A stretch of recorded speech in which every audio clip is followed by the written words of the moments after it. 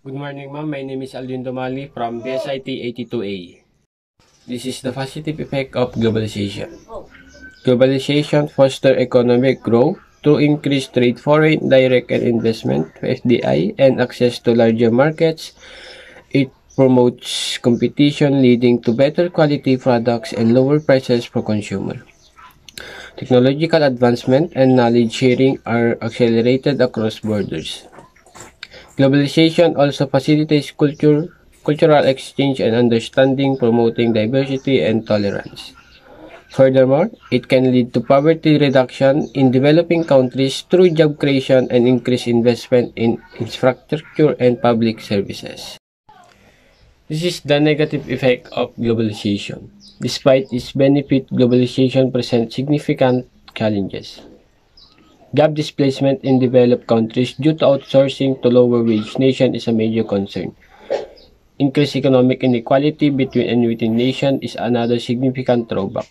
Globalization can also lead to environmental degradation due to increased production and transportation, contributing to population and climate change.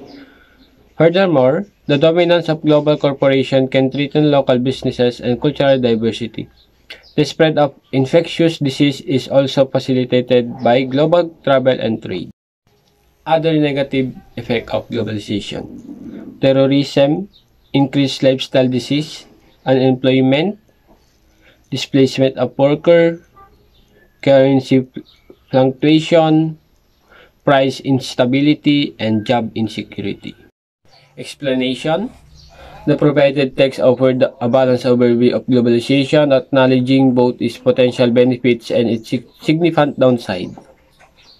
The definition is comprehensive, encompassing economic, social, and cultural dimensions.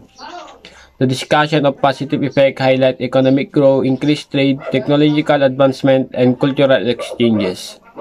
Conversely, the negative effects section addresses concerns about job displacement, economic inequality, environmental damage, and threat to cultural diversity. The overall emphasizes the complex of globalization and the need for careful management to minimize benefit while mitigating risks. The source cited provide further depth and context for understanding this multifaceted phenomenon.